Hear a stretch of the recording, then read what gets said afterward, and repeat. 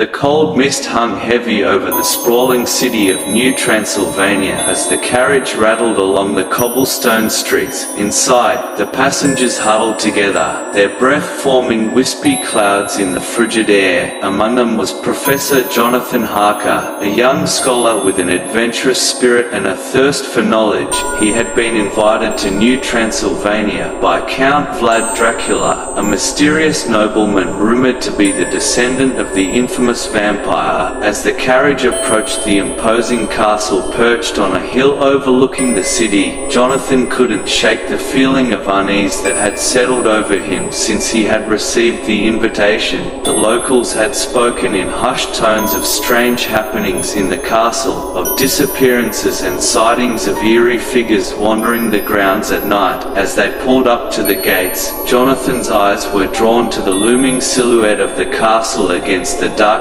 sky. Its turrets and spires seemed to reach up into the clouds, casting long shadows over the surrounding forest. The driver brought the carriage to a halt, and Jonathan stepped out onto the gravel driveway, his heart pounding in his chest. A servant appeared from the shadows, his face hidden beneath a hooded cloak. Without a word, he motioned for Jonathan to follow him, and together they ascended the winding staircase that led to the castle entrance. The heavy wooden doors creaked open, revealing a dimly lit hallway lined with suits of armor and tapestries depicting scenes of battle and conquest. Count Dracula himself awaited Jonathan in the grand foyer, his tall, imposing figure silhouetted against the flickering torchlight. His piercing eyes seemed to bore into Jonathan's soul as he welcomed him to his ancestral home. There was something unnerving about the Count, something otherworldly that sent a shiver down Jonathan's spine. Over dinner, Dracula regaled Jonathan with tales of his family's long and storied history, of battles fought and victories won. But beneath his charming exterior lurked a darkness that Jonathan could not ignore. There was a hunger in Dracula's eyes, a hunger for something more than mere sustenance. As the evening wore on, Jonathan began to feel increasingly uneasy in Dracula's presence. There was something about the castle itself that seemed to whisper of ancient secrets and hidden dangers. He couldn't shake the feeling that he was being watched, that unseen eyes followed his every move. When the clock struck midnight, Jonathan retired to his chamber, his mind racing with thoughts of what lay ahead. As he lay in bed, the shadows seemed to dance around him, twisting and writhing like specters in the night. And then he heard it, a soft, rhythmic tapping at his window. With a sense of dread creeping over him, Jonathan rose from his bed and approached the window. What he saw there made his blood run cold. A figure stood outside, bathed in the pale moonlight, its eyes glowing with an otherworldly gleam. It was Count Dracula, his face twisted into a sinister grin. In that moment, Jonathan knew that he was not alone in the castle. That he was trapped in a nightmare from which there could be no escape.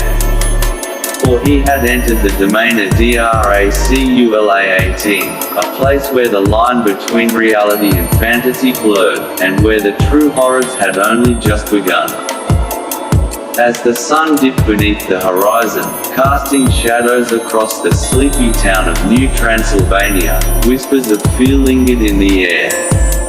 The arrival of the enigmatic Count Dracula had unsettled the townsfolk, and rumors of his dark past spread like wildfire through the cobblestone streets.